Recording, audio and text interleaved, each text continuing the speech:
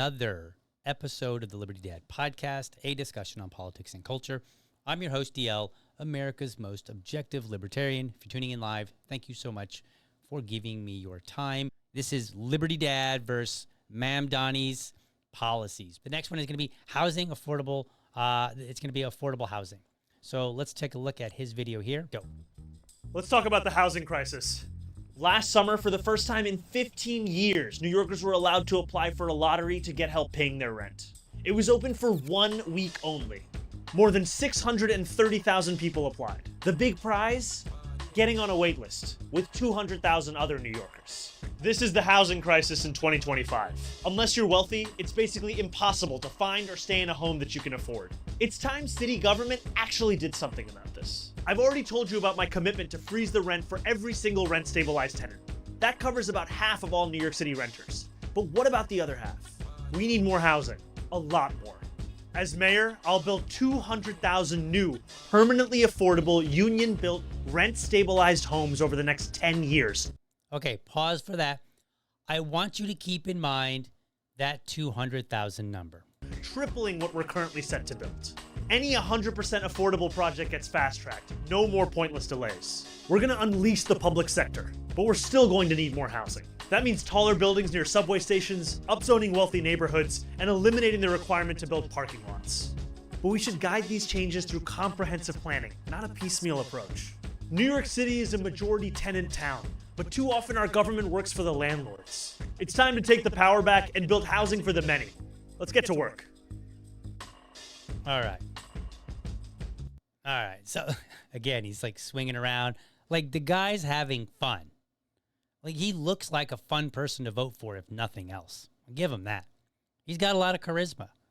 And that's part of why he's doing so well. And I'll tell you this. If you're familiar with the guy Sneeko, the streamer Sneeko, I'm not a big fan of him at all. Like, at all. But he's got a huge following. And he came out and he said that he was supporting Mamdani. Now, he's supporting him based on, like, his position on Israel, which I don't think is relevant to a mayor. It shouldn't be, but I guess it is. But he came out and, you know, he was also talking highly about the guy just in general, like, you know, his personality and stuff. But he didn't have much to say about his policies. Like, people are supporting him based on his charisma or maybe a single policy. And so again, I reiterate, if you're a libertarian, if you're a Republican, if you don't want this guy to be the mayor, you better quick, fast, and in a hurry figure out how to start talking about these issues in a way that makes sense to people, because he sure is. Okay, so let's get to this. So you just saw that video. I want to show you this. So this is his prescription that he's got on his website. I'll zoom in a little bit so you can see it a little bit better. All right, there we go. Housing by and for New York, February 3rd, 2025. New York City is a majority tenant town, but too often our government works for the landlords. He said that in the video. It's time to take back our power and unleash the public sector to build housing for the many. So he did talk about 200,000 homes that he wants to build. So we go down here. I'm just going to skip to the parts that I want. You can go and read the full thing on his website. We need significantly more affordable housing.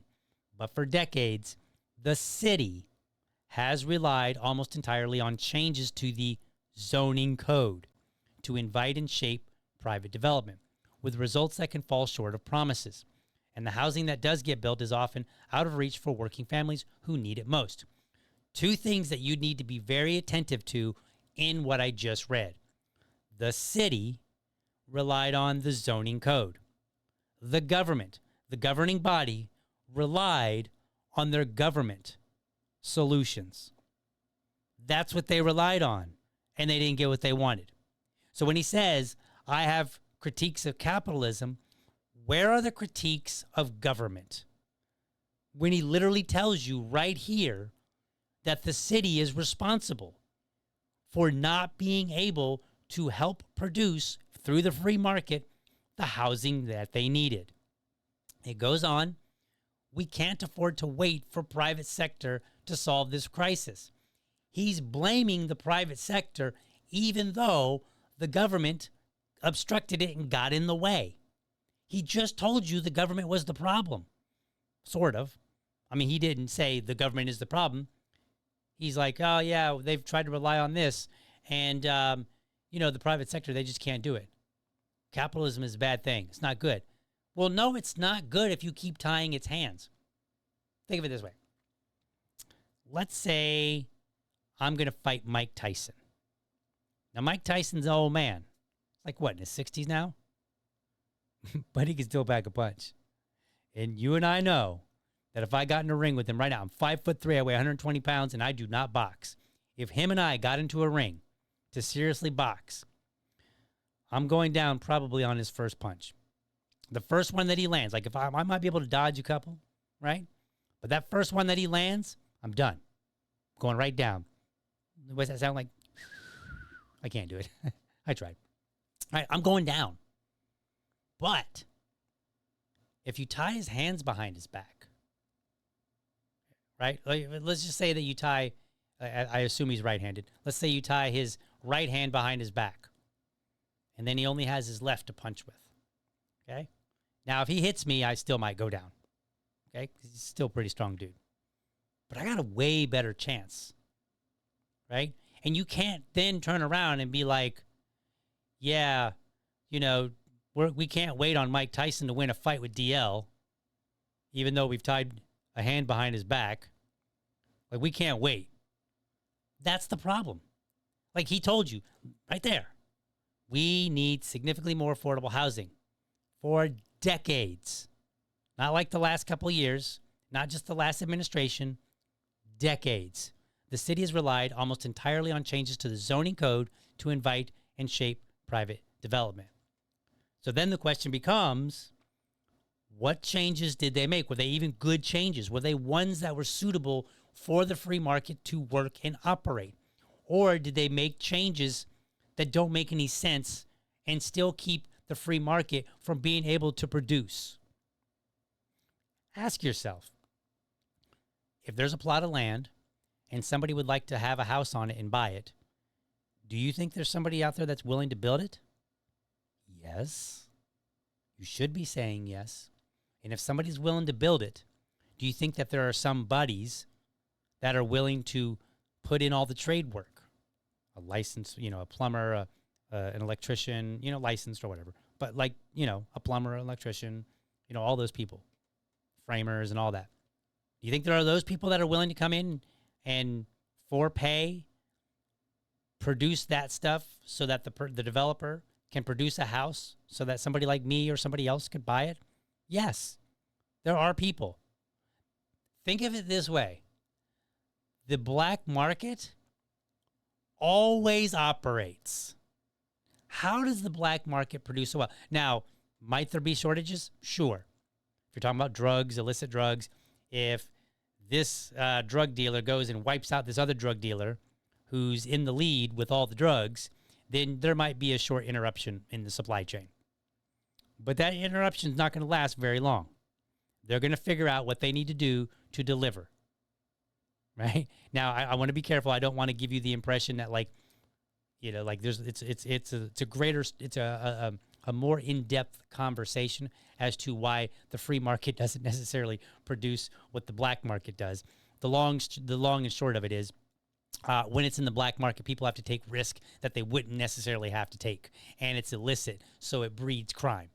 Like, that's basically the short version of it, because they're not permitted to do it, so everything has to be hidden. Everything has to try to evade authority, and you get criminal elements that, those are the ones that are trying to evade authority. So that's where you get the violence. But in a free market, you don't have that, right? When I produce something, I could go to the government and say, hey, this dude's trying to attack me, defend me or whatever. So that's all I'm going to say about that. So getting back to this, we can't afford to wait for the private sector to solve the crisis. Okay, but you're holding the private sector back, the government that you want to run. So yeah, I think that was it, right? Yeah, no, here. As mayor, Zohran Mamdani will triple the city's production of publicly subsidized, affordable, union-built, rent-stabilized homes, creating 200,000 new units over the next 10 years. Well, that sounds pretty good, right? Well, remember when I said the federal government, or not federal, the government isn't always so good at producing, that they don't always deliver? I want to point you to this article right here. So this comes from the CBC, which is the Citizens Budget Commission. Okay, and this is a report from June of last year. I'm going to zoom in on it so that you can read it. So let's go down. I want to read you something. 200,000. Scroll down here. Let me read this to you. New York City's housing shortage is massive and growing larger every year. The scale of New York City's housing shortage is immense and growing. While estimates vary, the city needs hundreds of thousands of new units to make up for its significant supply shortage. A 2021 report by planning firm AKRF found that New York City needs an additional 560,000 housing units by 2030. Of that, 227,000 units were needed immediately to make up for past underproduction. In 2022, the Regional Plan Association estimated that 800,000 units need to be built throughout New York State, with more than half, 422,000 units, needed just to make up for the housing shortage. Right? And they go down the line, they talk about, but I just want you to focus on that. Think about that. 560,000 units by 2030. But Zohran, he said 200,000 units over the next 10 years. That would be 2035. So he's saying by 2035, we're going to improve the situation with housing affordability by developing 200,000 units. By 2025, you can go with 2036, right? 2035, 2036. Whereas this report over here said by 2030, we need 560,000, with almost half to make up for past underproduction. So he's still behind. He is still not going to solve the problem. By the way, a mayor serves 4-year terms.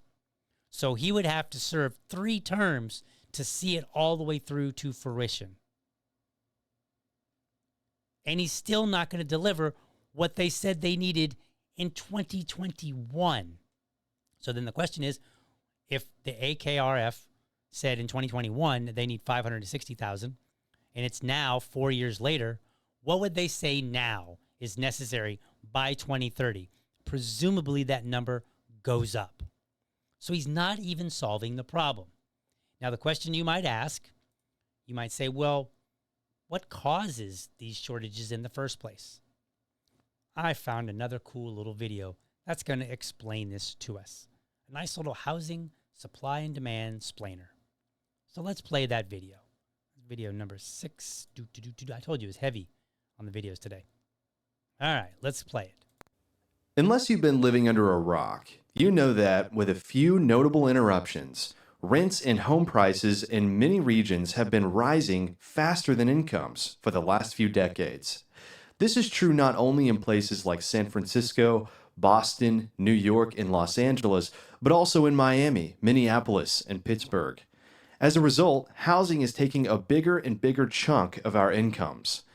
To understand why this is happening, we need to review the basic laws of supply and demand. In a well-functioning market, increases in demand are met with increases in supply that moderate price increases. For example, let's say Starbucks develops a widely popular new chocolate drink. In the short run, the increased demand for cocoa may lead prices to go up. Eventually, new suppliers will emerge to supply additional cocoa, moderating prices. Okay, let's pause here for a second. Remember what I said about transactions. So all these little people on the screen, we can look at them and we can say, all right, let's say this new drink is $5. And they all might have agreed, hey, we're willing to pay our $5. But some other people said, yeah, I'm not willing to pay the $5 because I'd rather have my $5 than this cool new drink. Okay? And why is Starbucks in this particular store scenario charging the $5? Well, they look and they say, okay, what's it going to take for us to procure all the ingredients? If we come up with a new drink, the supply doesn't know that there's a new need for in this particular case, for the cocoa. So what's going to happen is there's only so much of the cocoa currently going out. And then all of a sudden it starts getting used for this new product. And the people that are willing to pay for it, they do. The people that are willing to trade their $5 for this cup of whatever this new cocoa drink is. And so then what happens? In the long run, prices will settle at a new equilibrium. The housing market in high-cost cities doesn't work this way. In many cases, increases in demand are not met by increases in supply. That means rents and home prices rise much faster than incomes. There are a lot of reasons for this. First of all, housing markets are very different from the markets for cocoa and other consumer goods. New houses and apartment buildings last a long time. They're expensive to produce and often command a premium relative to older homes. And housing costs reflect more than just the features of the unit itself, but also the features of the neighborhood. These include things like schools, access to jobs and transportation, access to arts and cultural amenities, and safety. Okay, so I want to pause here for just a moment to point out something. So he said, hey, the housing markets, they're not the same as, Starbucks wanting to, produce a new drink. And in a sense, he's correct, right? It's more complex, right? There are other reasons. It's not just simply like, I would like to have this drink. It is, I would like to live in this in this city that has access to this school that has all these other things. So there are more decisions being made, and the city governs all of those things. And so some of those things, you might have a school district where, and I'm just making stuff up just off the fly here. You might have a school district that says only this many students can be in this particular school, right? This school can have 100 students. And so then anybody else that wants to be on there has to go on a waiting list. And so then somebody might go, well, I would like to live in this area and go to that school, but they might see that 100 students are already enrolled, and then the waiting list is 300 people. So they might go, okay, well, that's out for me. So even though I might like this house, I'm gonna base my decision on factors that may have pretty much nothing to do with the house in itself. The price of the house, the look of the house, where the house is as far as like the neighborhood. Is it a decent neighborhood that's low crime? They might just be saying, hey, I don't want this house now because the school district is, I'm not going to be able to get into that school district. So now I'm going to find another school district. So it does operate a little bit differently, but at the end of the day, people still make a decision. Am I happier with having this than the money that I'm putting out? And in this particular case, it's more than just the house itself. What about the neighborhood? What about the school system? What about this and that, the roads, whatever, okay? So people put more into it than just a house. Let's continue on. Let's see here. It also takes time to produce new housing in response to an increase in demand. And new construction requires land, which is in limited supply. As Will Rogers famously said, buy land. They ain't making any more of this stuff. There's not much that cities can do about these things, but there is one major factor that cities can control: the approvals process for new construction. According to research, a major explanation for rising housing prices is that it is getting harder and harder to get the approval needed to build new housing. Roadblocks in the construction approvals process make it hard for builders and developers to create enough new homes to respond to rising demand. And when supply can't keep up with demand, prices go up. Why do prices go up? If you said because basically more people want than what is available to get, and so therefore the price goes up, to figure out who wants it the most, then head to the front of the class. That is how they work. And by the way, that's how your Starbucks drink ends up getting cheaper over time. Like, well, if it's a new one, like in that scenario, right? You might better think of it in terms of like technology. Once upon a time, buying all the equipment for a podcast to stream it at your house would have cost tens and tens of thousands of dollars. Well, the very wealthy people could do that, so maybe they did. And back in the 90s, I remember rappers and other musicians would talk about having full entire studios in their house. And they probably paid millions of dollars to have a proper studio in their house. Today, I have a sufficient studio for way cheaper than that. Now, I'm not producing, music, but I am producing video and podcast. So it's conceptually similar, right? So when those prices go up, it serves to pay for the initial cost of whatever that new thing is. Just want to point that out. This kind of economic lesson we need more of. Economists believe these roadblocks are one of the major reasons why rents and home prices have increased over the past 45 years, despite declines in construction costs. One important roadblock is land use regulation that limits the number of homes that can be built in a given space, a factor known as density. Other roadblocks include cumbersome development processes that increase the length of time and cost of getting approval from the city to begin construction, and high-impact fees that are intended to cover the cost of roads and schools to serve the new residents, but also add to development costs.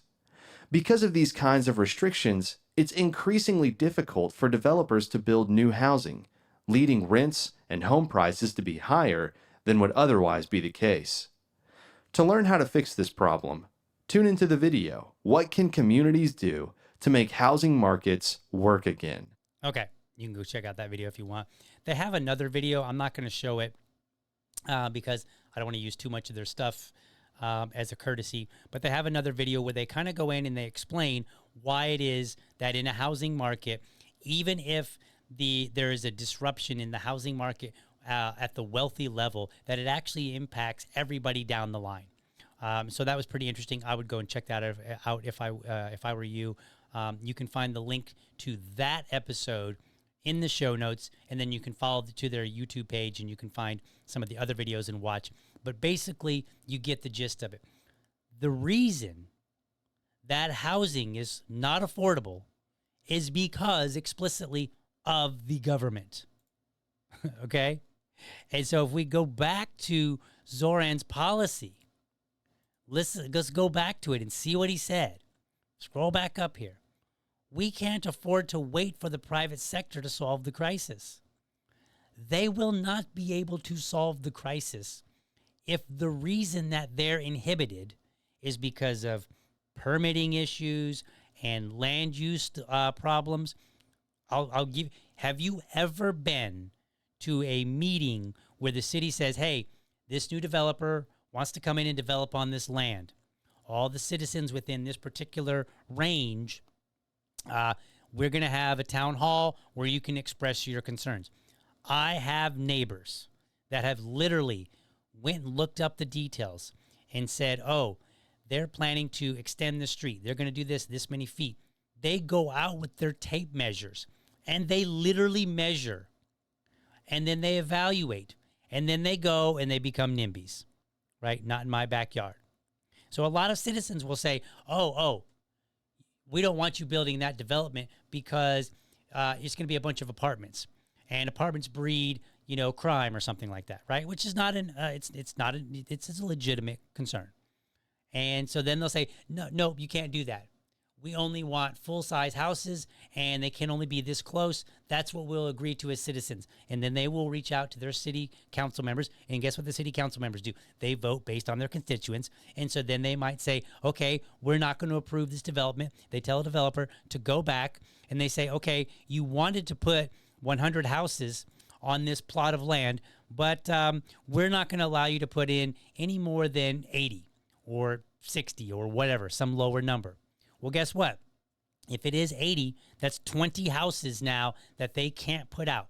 Now, do you think that they were building and they're going to pay for all the cost of building 20 extra houses, 100 houses, if they can't sell them or they can't rent them? The market is trying to meet the demand, but you have your citizens through your government, or your government, at the behest of the citizens, telling them no, or putting limitations on it. So that is the core problem.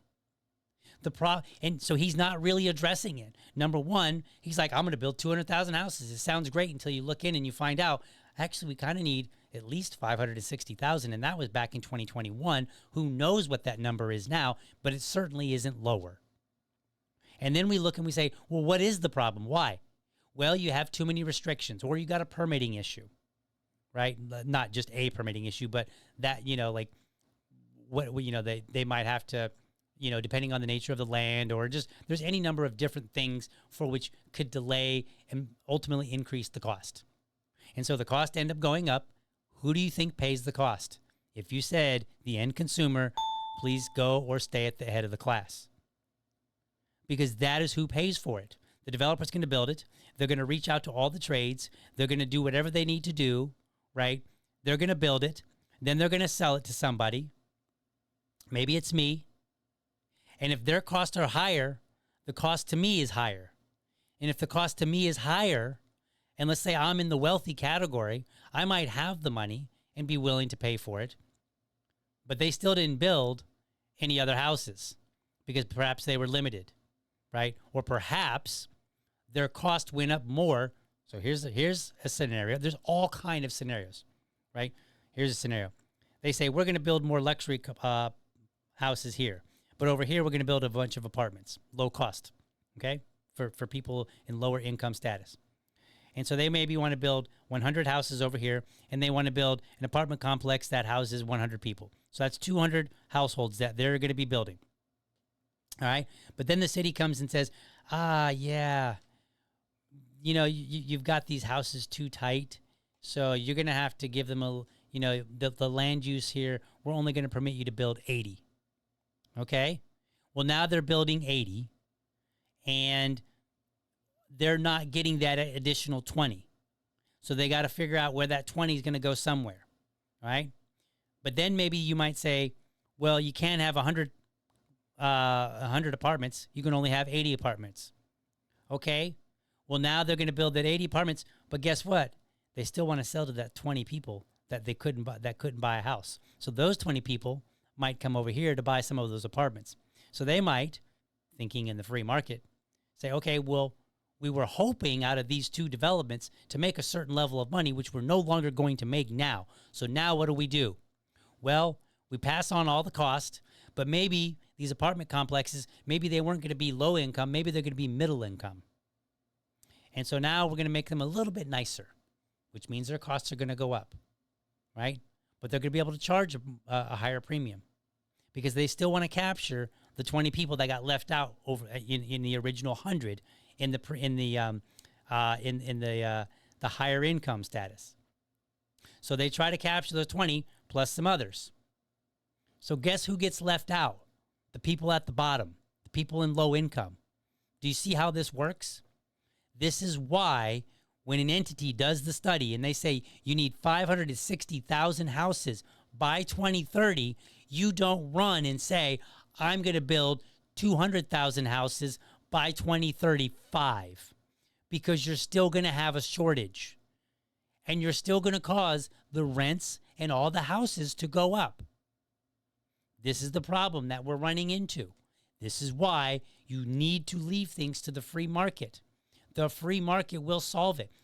If there are 100 people who are low income and they would like to have a house or an apartment complex, but they want to rent an apartment, they want to rent a house, the market will figure it out and say, what do I got to do to build that? And if they can build it and sell it or rent it for cheaper or relatively equal to what somebody who currently has property is, guess which one people are going to choose? Or even think of it this way. Let's say we've got the slumlords over here who are barely taking care of the properties. And then you have somebody that's building new stuff over here. And because they're able to do it cheaply, but nice and brand new in a different area of town, then guess what? The people over here could be like, well, I would like to live over there. I don't want to live in this shithole. I'd rather live in that spot. And hey, it's an extra $100 a month, but man, that sure would be worth it. Remember the video we just watched where the housing market operates on different things? It's not just what is my end payment. It's where they might say, hey, I live on this side of town and it's too cumbersome to get my child to go to this school over on that side of town. But if I can move over to that side of town and I might pay $100 more in rent, live in a nicer house because this landlord's a shitbag, and send my kid to this new school and have access to better grocery stores. We're going to see about that in a minute. Well, then guess what? That is how the market works, and that is a win for that person all through the free market.